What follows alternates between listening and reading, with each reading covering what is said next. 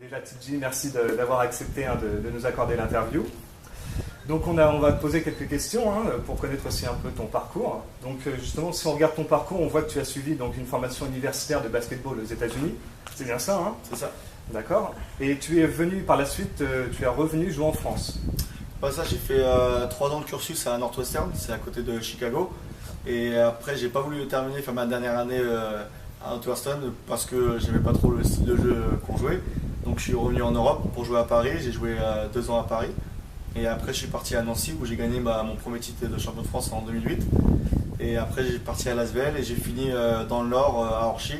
Et après, j'ai eu des petits soucis de genoux, donc j'ai arrêté le basket. C'est ce qu'on a cru comprendre, ouais, tu t'es blessé au genou à 26 ans, c'est ça? Ouais, 26 ans après le titre de champion de France. D'accord. C'était un peu dommage, j'avais plein d'offres pour aller jouer un peu partout, mais c'est la vie quoi. D'accord. Et est-ce que tout de suite, justement, suite à cette blessure, l'envie de devenir entraîneur, ça t'est venu tout de suite? Depuis qu'on a commencé le camp, c'était en 2008, où on entraînait les gamins, on avait tous notre franchise et on coachait notre équipe. Et ça m'a donné super envie et j'ai suivi ça aux États-Unis. J'avais mon propre business qui s'appelait TJP Basketball et je faisais mes cliniques, c'était des cliniques de basket, des entraînements de 4 heures pour les gamins aux États-Unis, un peu partout dans le sud du Texas et à San Antonio. Et après j'avais mes propres équipes aussi que j'entraînais à San Antonio. D'accord. Donc c'est à partir de ça, tout ça, que l'envie c'est parti de ça et puis de maintenant rapprocher du parquet. J'adore les jeunes et puis même aux États-Unis il y a beaucoup besoin des fondamentaux et tout ça, donc ça me donnait vraiment envie. Puis là, il y a d'autres chances qui viennent, donc on va faire autre chose maintenant aussi. D'accord. Et donc aujourd'hui, on a appris récemment, grâce à Bruno notamment, que tu venais de signer à Lasvel en tant que troisième assistant, c'est cela? C'est assistant coach et aussi ce qu'on appelle aux États-Unis, c'est player development.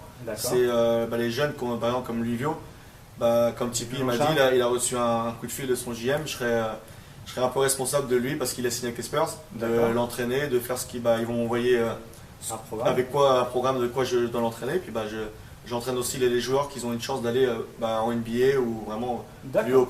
C'est individual workout, ce qui s'appelle, c'est ce que je faisais aussi aux États-Unis.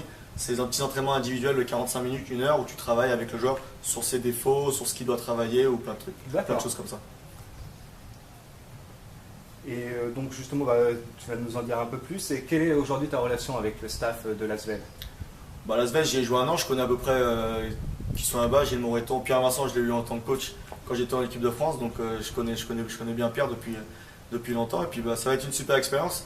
Lasvel en plus il y a la Coupe d'Europe l'année prochaine, donc mais c'est pas comme si je connaissais personne. J'ai été 1 an là-bas et je connais à peu près tout le monde. Et puis les joueurs, je les connais tous. Donc, d'accord. Tu connais bien le coach? Ouais, je connais bien le coach. Après, les joueurs de base, Edwin, c'est comme mon frère. Edwin, on a grandi, je le connais depuis les années. Amarassi, Georgie, c'est tous des joueurs contre qui j'ai joué ou j'ai joué avec. Donc, et tu vas avoir aussi sous ton aile Edwin à coacher ou pas? Edwin, oui, c'est un bosseur, un des bosseurs qui bosse tout le temps. Donc il m'a dit, quand il a appris que j'allais venir, il était trop content. Il fait, on va pouvoir faire tout le travail que j'ai fait avec lui d'ailleurs. À chaque fois qu'il vient à San Antonio, je lui fais 2-3 séances à chaque fois qu'il vient. Et puis, il aime bien.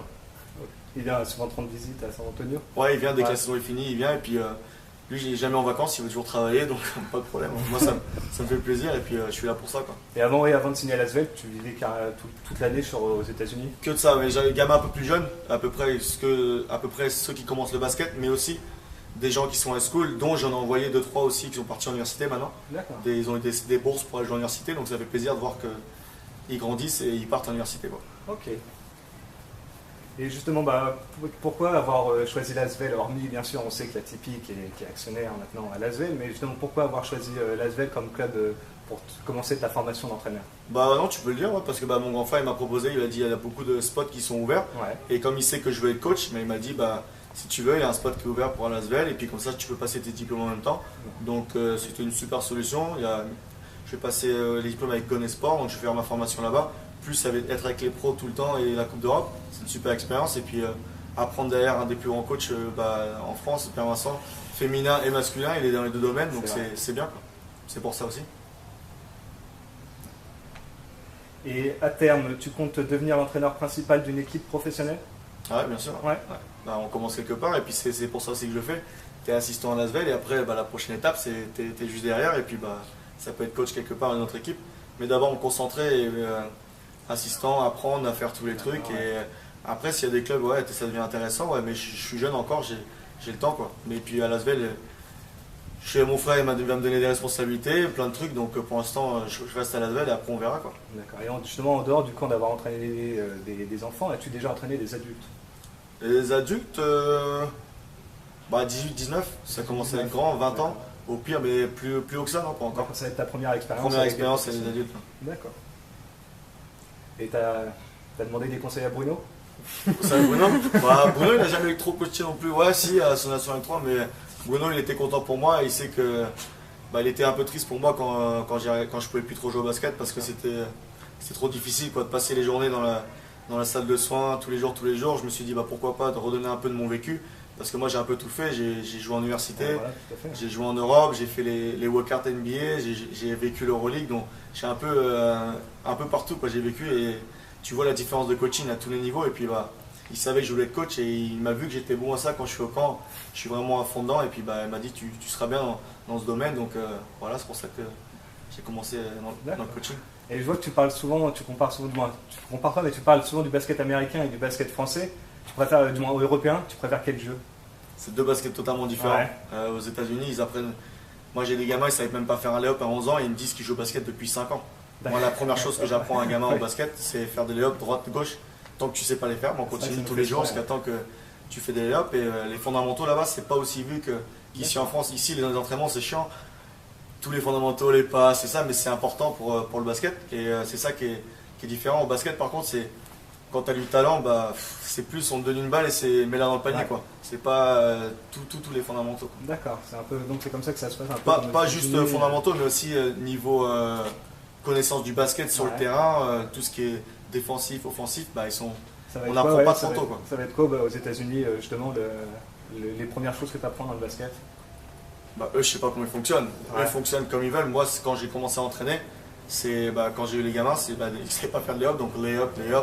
Beaucoup d'exercices de dribble avec 2 ballons, 1 ballon. Pour toi, les fondamentaux sont prioritaires. Sont prioritaires. Si tu peux pas dribbler, pas mettre un lay-up, tu peux pas jouer au basket. Donc il faut commencer par ça. J'ai déjà entendu cette phrase. Ça l'a bougé de Suarez. Et un petit mot aussi sur l'équipe de France, en tant qu'ancien international. Et que penses-tu aujourd'hui de la désertion des nombreux pivots français?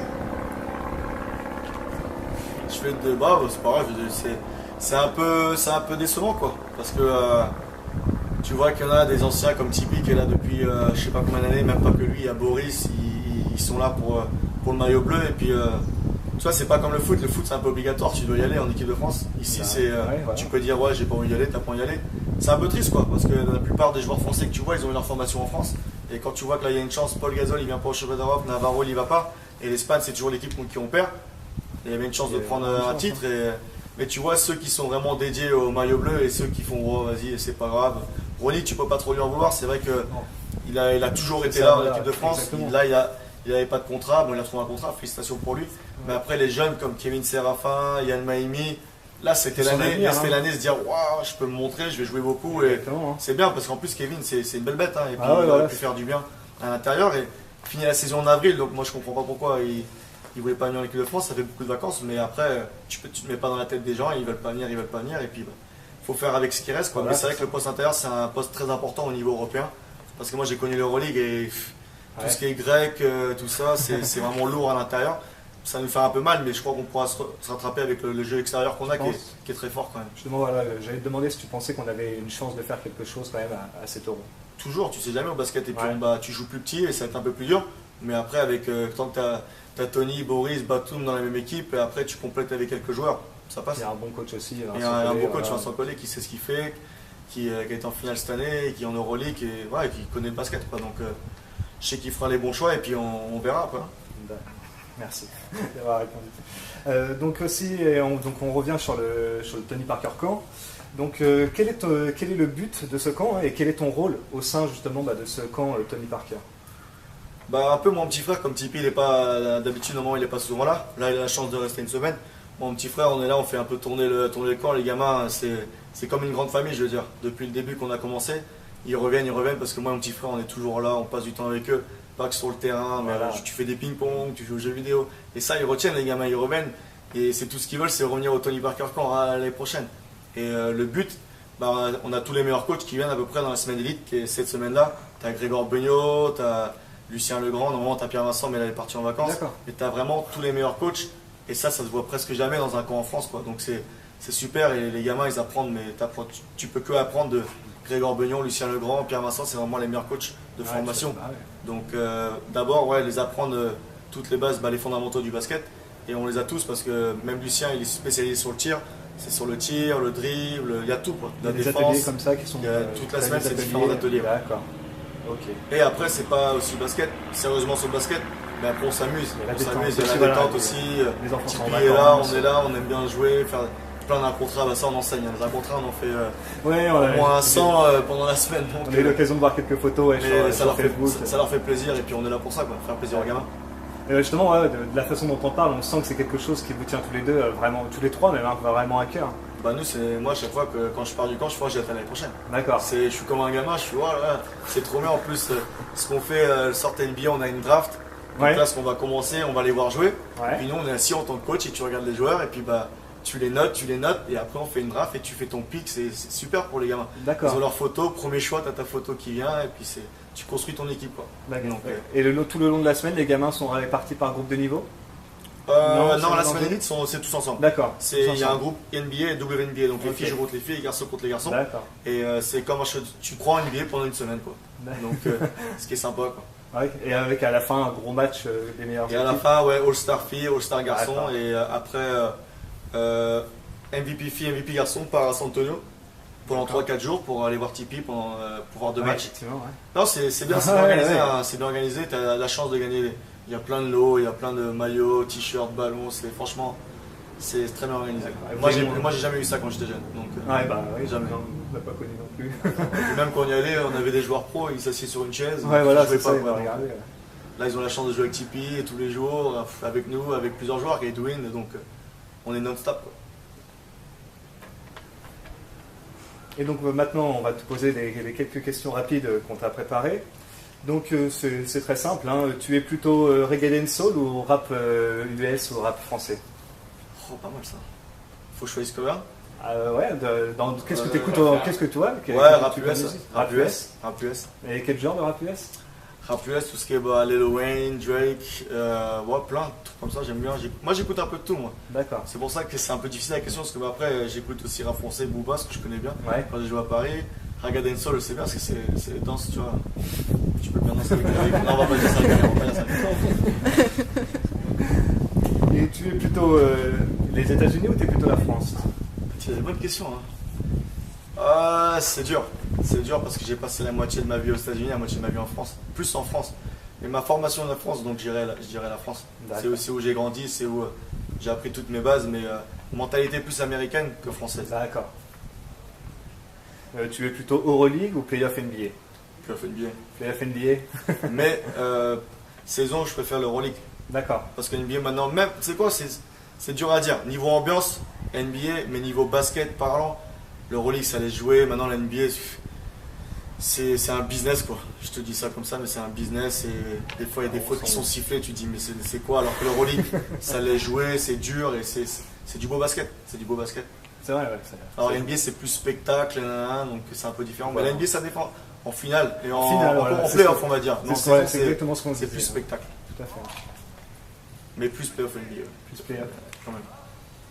Et tu es plutôt NBA 2K14 oui, NBA 2K14 ou NBA Live 2014? NBA 2K14. 2K14 Ouais. 2K, ça a changé, ils sont bien les 2K. Je préfère. On essaye aussi. Et aurais-tu un message aux internautes de Baller Life? Bonne chance et j'espère que le site il va bien marcher. Moi d'ailleurs tu me donneras les trucs pour que je fasse passer aux gens parce que je connais beaucoup de monde aussi donc que votre site il est ouvert et puis mon Facebook il est fréquenté beaucoup donc